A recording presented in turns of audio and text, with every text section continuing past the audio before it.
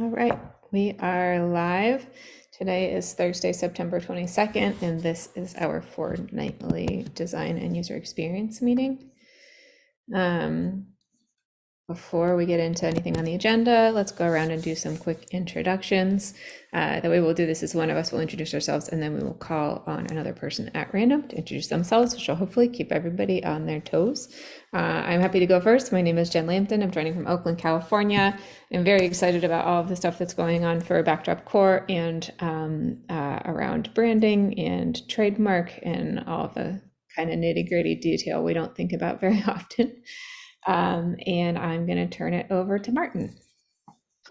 Hi, I'm Martin in the United Kingdom, Yorkshire Pudding around the internet, and I'm very excited. I've just ported and released filter permissions, which will save me a lot of time as I'm just about to build a load of roles. So I'll go to Joseph.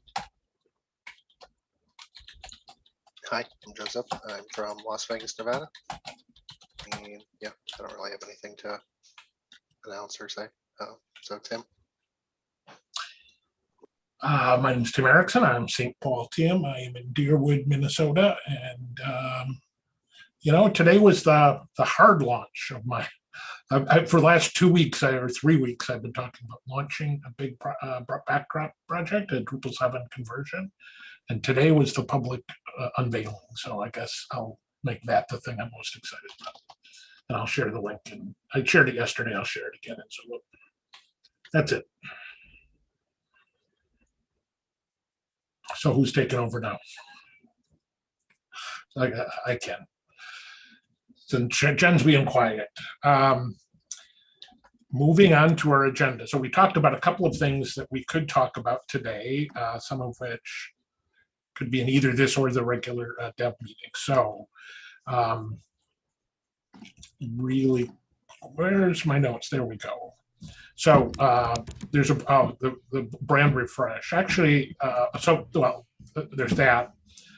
There's some little changes that we made on the front pages of our web that I made to the front pages of the website, some of which don't look very good, promoting office hours and talking about how to better do that. There's an issue that Martin has been interested for and is advocating that has to do with the alt and title fields in core, and that definitely, I think, falls into the usability category, something we could talk about before taking it to the dev meeting.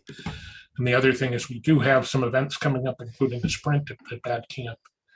And we could possibly, so we'd like to prepare a little bit for that sprint, and we could talk about that from a usability perspective as well. Why don't we start with the brand refresh thing, Jen, because I think that's kind of going to be a quick discussion, right? Sure. For today. Yeah. And get longer later. Yeah. So a couple weeks ago, Gogu recommended that it might be time for an update on backdropcms.org. Apparently, we're starting to look a little dated. We have had the same sort of homepage general feel for quite a few years now, and so I would be open to that. And then we recently also re-engaged with Darius, who did our original brand logo, all of that stuff. And he said that he would be willing to walk us through sort of a questionnaire of just questions about what is Backdrop, what does it mean to us, how is it supposed to feel, things that'll help us come up with what brand, like how a visual brand might represent our like written brand or ideological brand. And then if we can have that documentation, that might be something that would be really helpful to hand off to people like Gogu or anyone who's going to work on a design for our websites or our social media or any of the other stuff that we're also working in, just to have resources for that. So that seemed really appealing to me. Darius also had some recommendations for minor modifications to the logo font. right now we're using an open source font called Open Sans, which apparently was very popular 5 to 10 years ago. But there are some other good open source font options that are similar that we might consider using too. So if we wanted to do a little study or experiment into what Backdrop might look like in a more updated font, we could fiddle with that. Right now, we don't have any trademarks or anything on the visual display of the word backdrop. We only have one on the name backdrop and one on the square. So we have some freedom to change that if we wanted to. There's no, there wouldn't be any additional paperwork involved. So yeah, I thought next steps for that would be for me to tell Darius yes, and to try and get that paperwork organized, or if he wants to organize a meeting or something like that, just figure out what the next steps there are. And that will put us, I think, in a better position for other people who want to help us with brand and visual design, to have some more recent files to work from. So that's that. Okay, so the next steps are, or just to go ahead and proceed, and you'd mentioned maybe the PMC would do a little bit of discovery, I guess, on this, or fill out some paperwork. Yeah, and I'm happy to open the general conversation up to anyone in the Backdrop community, but I think for like an official sign off, we should have the PMC read over the documentation that we're going to send to Darius and be like, yes, we agree that this is in line with our brand or our philosophy or whatever it is that we want to do. But yeah, that doesn't mean we're not open to hearing from anyone else if they have thoughts on it, because I know I'm not an expert in that area, so I'm happy to hear from people who are. Well, I had the silly idea that maybe the PMC would start and then we would open it up to other input, but actually maybe the opposite might make more sense, although maybe it makes more sense to see what kinds of questions he has and then decide what the best process is. But it could be that we just started out opening something up in the forum. We could have one of these bi-weekly, fortnightly design meetings dedicated towards just chatting about that topic. And we also, as we talked about before this, if timing might be right to also cover it at the Backdrop Live, which is coming up in about 5 weeks. Actually, no, 4 weeks. It's like a month from now. It's exactly a month from now. Okay. By the way, registration is open. Go register right now. Okay, anybody have any questions about the brand refresh idea? Okay. I think, I mean, I don't know if we want to talk much about this, but as I was trying to place the office hours sort of on the front page of some of our sites to give it some prominence, it occurred to me that there are just some little, I don't know if we need a major redesign of our properties, but a refresh seems like a good word. There's some things that we could just fix and better organize, and maybe these things tie together. So,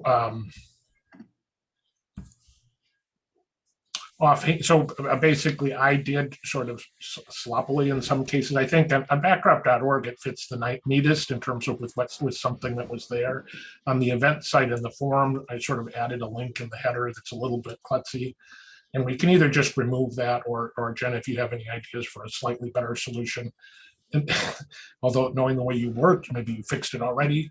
I did fix the event site already. You did fix the event. See, look, I had a sense. Anyway, so other ideas, whatever. Or we could, and if we, if like that, I think the worst one is probably the forum right now, the implementation of that. Although the forum is a great place to have. So I think we should come up with some alternative if we're going to take it out of the header, figure out some alternative, because really people are going to the forum to ask questions, and our office hours has turned out to be a really great place, alternative place for people to ask office hours or to ask questions. And I think mentioning that on the forum would be really helpful. And I don't know where else to do it yet. So if nobody needs to or wants to talk about that anymore, we could move on to other more exciting issues. I would recommend we move on and talk about your issue, Martin, 4007. And could you give us a summary in the of the issue and the concerns that have been raised and where that issue's at.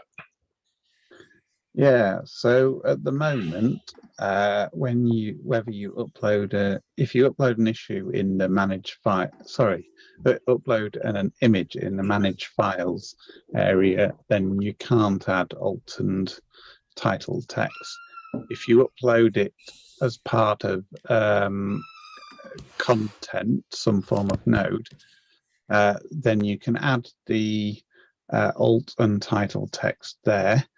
But when you go to reuse that on another node, you have to re-enter the alt and title text. So there's an idea that we should store the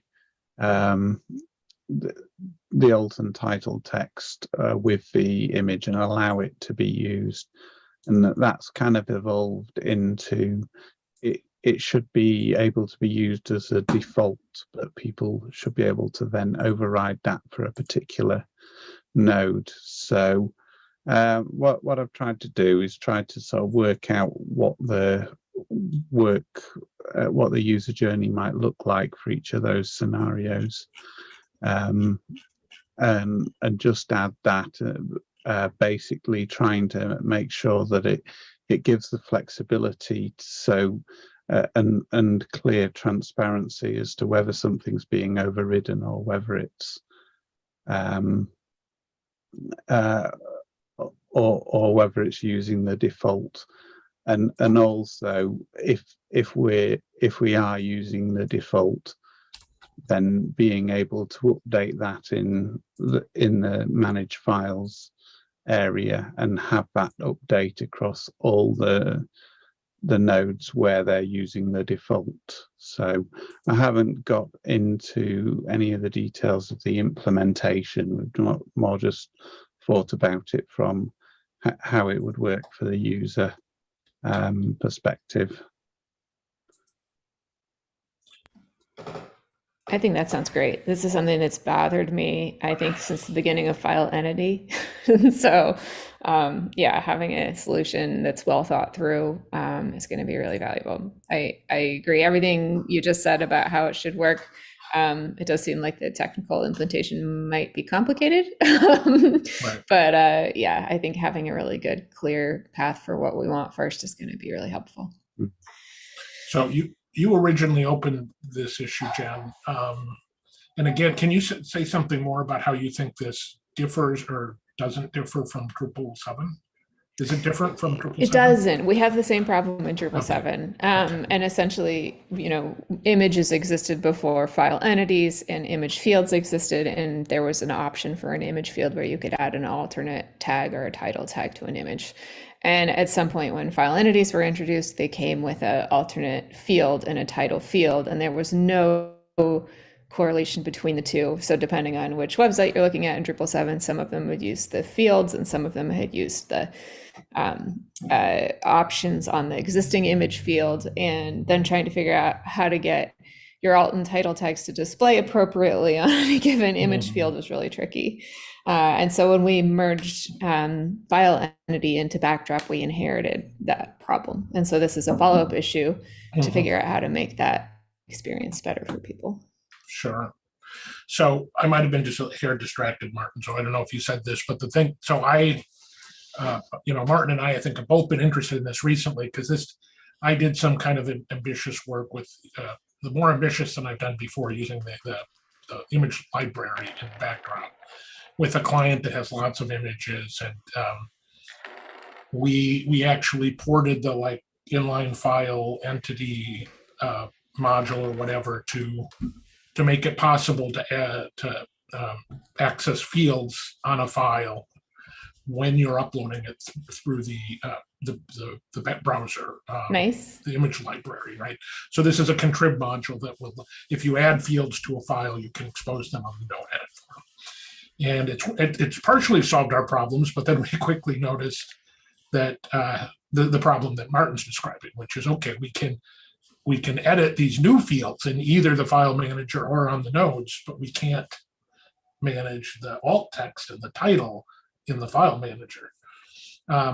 So Now, one of the questions as we started to talk about this, I was a little unsure from an accessibility point of view. Should alt text be consistent on a website for the same image, or does it depend on the context? And That is- right. Go ahead. Yeah, that is sort of an open question. I feel like a lot of people think that the alt text should depend on the context, Mhm. but if the alt text is describing what you see in the image, that shouldn't change based on the Right. context. So it really depends on what your intent is for your alternate text for the images. There are some caveats to that, though, like if you're using an image as the navigation element, for example, the alternate text needs to describe where that link is going to take you. So if you have a linked thumbnail, for example, you should not be trying to describe the context of the what's in the thumbnail. You need to be saying, if you click on this thumbnail, you're going to go to a blog post about whatever. And so there are some scenarios where the alternate text needs to not be a description of the image because the image itself isn't used as a visual representation, it's used as a navigational element. And that gets a little messy. So it would be useful in those instances to be able to say like, okay, I'm going to change the alternate text for this image. But I think that the description that Martin gave would solve that problem, because even though the image has descriptive text with it for the alternate tag, when you place it into a field, you have the ability to say, I'm going to override it here with a destination. I also have a related issue that I opened recently in Backdrop Core about the option for an image where you can choose where the image links to in the image field display, that if you choose it as a links to content or links to blog posts or whatever, it will change the alternate text to describe the destination of where it's going rather than doing that. So we might also just have that sort of be a default core feature that would handle the link scenario. And then it would give people the option to change the alternate text if they want, if they wouldn't have to worry about like on a teaser, it's going to be in one, used as one way, but in a full post, it's going to be used in another. And you only have one field for alternate text on your blog post. So yeah, it does get really complicated.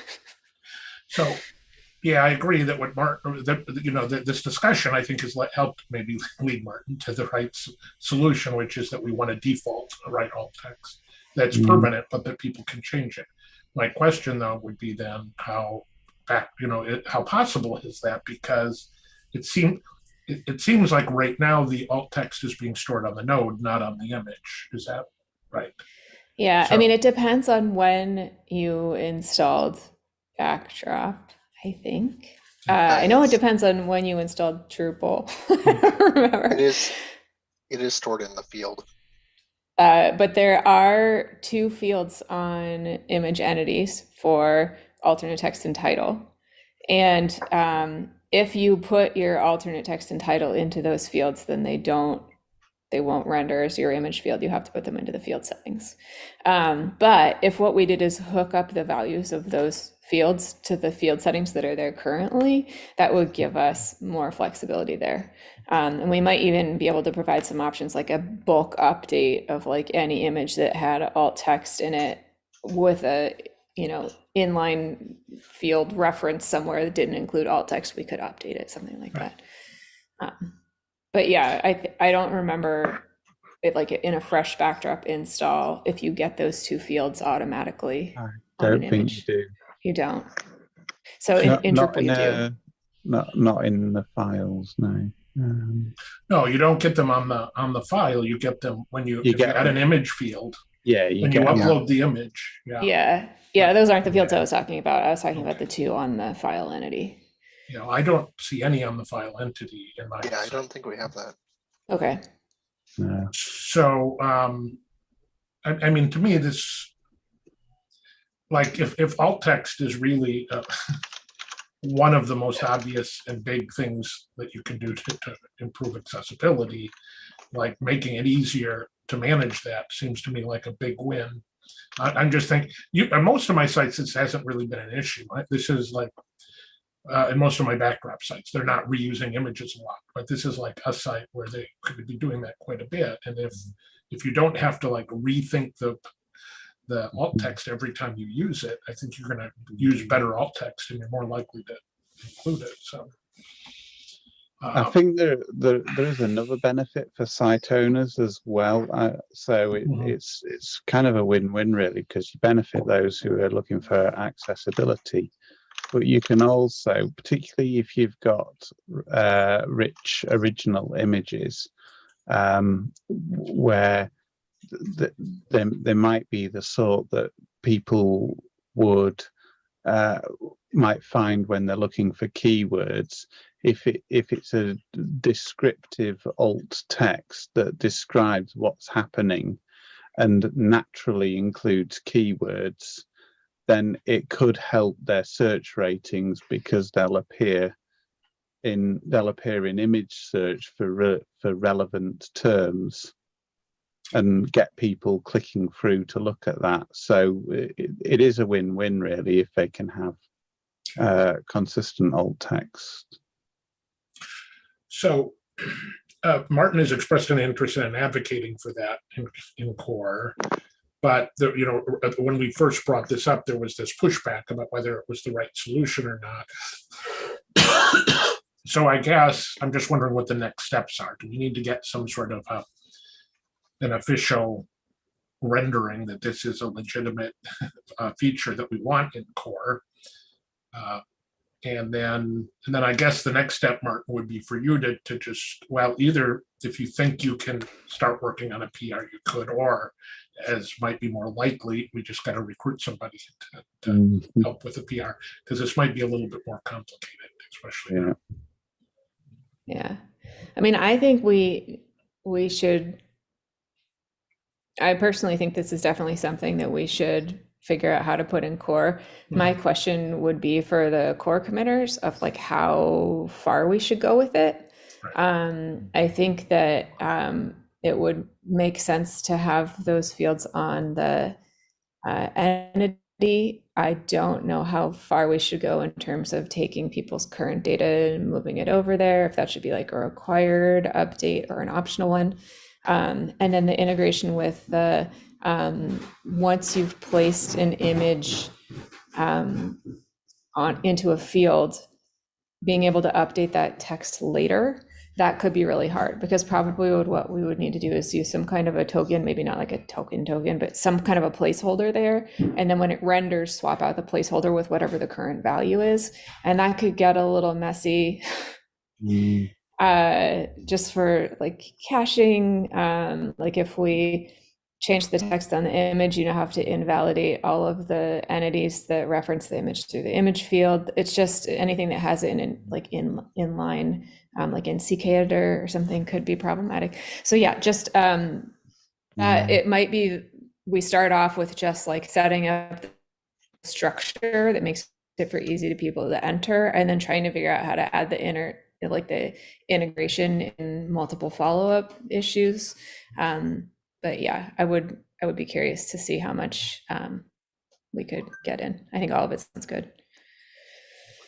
Well, my understanding is that just by having an advocate, we can automatically add this to the milestone. If it gets on the milestone and then there's a decision it doesn't fit in court, then we would remove it. So I guess my point is that by Martin advocating for it, it's going to start showing up on our agendas. And we can just, I think talk about it during the dev meetings. And having on the agendas is good too. Yeah. Exactly. Yeah. Yeah. Exactly. Yeah. So Martin, if you do nothing else, then just make this your issue that you advocate for, and keep it. That will keep it on the agenda until some sort of decision is made, and that really helps move an issue forward. So. Yeah. Okay. Joseph, do you have any thoughts on how difficult or not it might be on the in terms of implementation from your extensive knowledge, and particularly your knowledge with what Jen mentioned about caching and things like that? Well, in relation to that issue in particular, it'd be a lot easier if we had cache tags, because then you could just say, "Oh, I rendered this entity," and then it'll just figure it out. Martin, you need to find somebody who knows something about cash tags. Found If only somebody we knew something about cash. As far as the implementation for the images themselves, like I think for the most flexible solution, Crazy dogs. sorry, I don't know, I saw something. I think for the most flexible solution, probably what I would do if I was building this from scratch is basically have alt and title on the entity, alt and title on the field, and then alt and title on the field display. And basically, if it's not set on the field display, check the field itself. And then if it's not set on the field, check the entity. So you have like this specific to the entity versus specific to the place it's being used sort of hierarchy. Mhm. Maybe getting that into the issue, that idea for discussion would be helpful, Martin. Okay, good. Anything else on this issue? No. Okay. Are there any other, I don't think, we don't have any other active issues, UI issues that we need to talk about in the core issue queue that anybody here is concerned about, do we? Well, the last thing that we have on our agenda that we could talk a little bit about is the upgrade. So for those, we talked about this before the meeting, so let me rehash where we're at. Bad Camp is coming up in just like 2 or 3 weeks. I think it's like 2.5 weeks. I hope so, because I'm still thinking about coming. I did get my big project. So I may be going out to Bad Camp, I may not, but we do have Irina has been actively working with Bad Camp to schedule a sprint at Bad Camp. She has framed it around Drupal 7 end of life with the idea that we could focus on at this sprint, making it easier for sites to upgrade to background. One specific issue that we've talked about is this idea of a user interface for importing the database, Drupal 7 database into background. DocOMA has a proof of concept contrib module that needs testing, and that's something we could maybe do the testing at the sprint or do the testing ahead of the sprint and try to work on it at the sprint. But I think between now and the sprint, what we want to do is identify any other issues, sort of triage and maybe set some priorities, what we think some priorities would be. And personally, I've done some upgrades, but not enough that I have obvious ideas. I mean, so what actually, Jen, if you looked, one of the things I did was just suggested the upgrade status module. There's a bunch of open issues on that. So that seems to be like one of the big, most useful tools we have right now, and making that better. And there might be some low-hanging fruit there, right? Some ideas, because I think there's like 15 open issues on that module. So that's another place to look.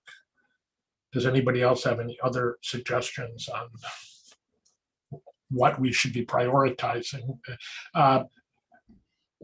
Actually, I think Martin raised an interesting idea yesterday, which was the upgrade process for themes, if nothing else, just documenting it better. So maybe it isn't a new feature, but maybe it's just that we need better documentation on that, and which I don't know. That was Justin. Oh, Justin. Yeah. Sorry.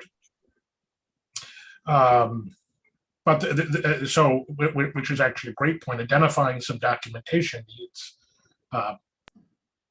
Personally, I believe strongly that we should have some, different kinds of tasks in any kind of sprint like this, so that people can help that aren't heavy coders. So if we had some documentation ideas. I have a project that I want to work on too. So I've done maybe 2 or 3 upgrades recently where the site owner's like, I don't care if the theme is the same. And trying to get Backdrop's markup to match what 777's markup did was a little tricky, just in terms of like 777 used IDs and Backdrop uses classes. And so I wrote a whole bunch of like backwards compatibility process functions that I used on one site and I'm now adapting for the second site. And I'm thinking this should be like a contrib base theme or something like that, that would make it really easy for people to just drop in their Drupal 7 theme, turn on this base theme, make their theme sub theme of the base.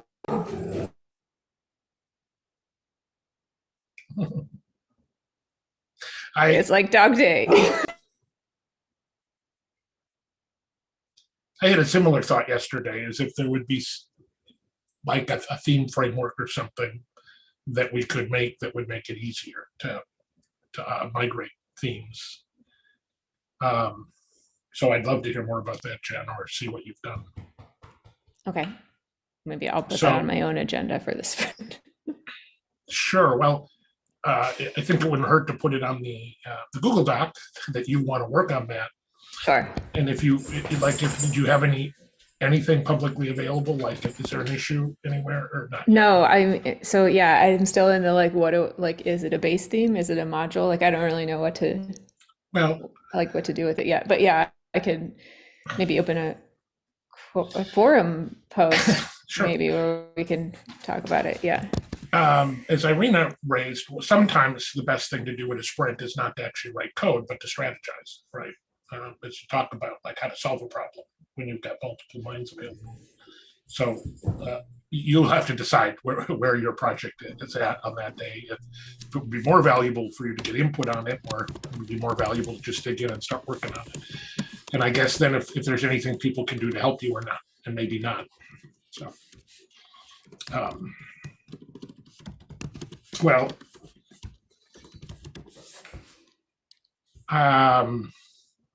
this is a little bit helpful. I'm wondering,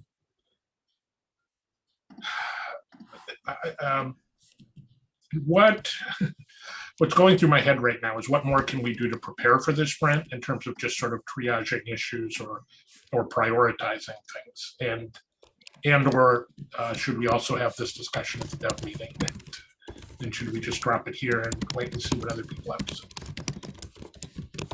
Any thoughts?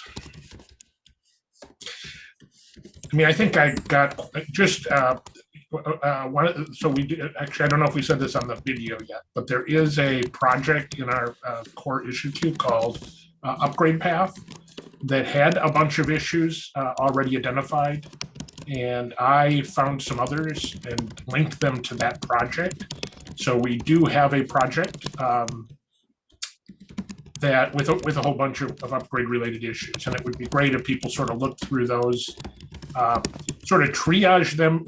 There's a couple of them that I'm like that are very old. And I think on one or two, I posted updates saying like, does anybody know if this is still an issue? Because it was a small issue in 2016 and it's like, maybe it's been accidentally fixed since then and the issue wasn't closed. So that kind of triage would be helpful. Again, people picking, if you see something in that, certainly identifying low-hanging fruit. We might easily, for example, at this sprint, have one or two people that aren't normally involved in Backdrop that just want to help us out and they want to sit down. And if we have some low-hanging fruit, something that's fairly easy for them to jump in and work on for a day, that would be really helpful, as opposed to, having them spend half the day searching through the issue queue to find something. Okay. Well, if nobody has anything else to add on that, I think maybe we should just wrap up this meeting. We've got 5 minutes till the next one's supposed to start. So, and we'll continue to talk about this sprint. I don't know. Okay. Anything? Anybody? Okay. Great. Then bye, everybody. We'll see you at the next meeting. I'm going to end the recording.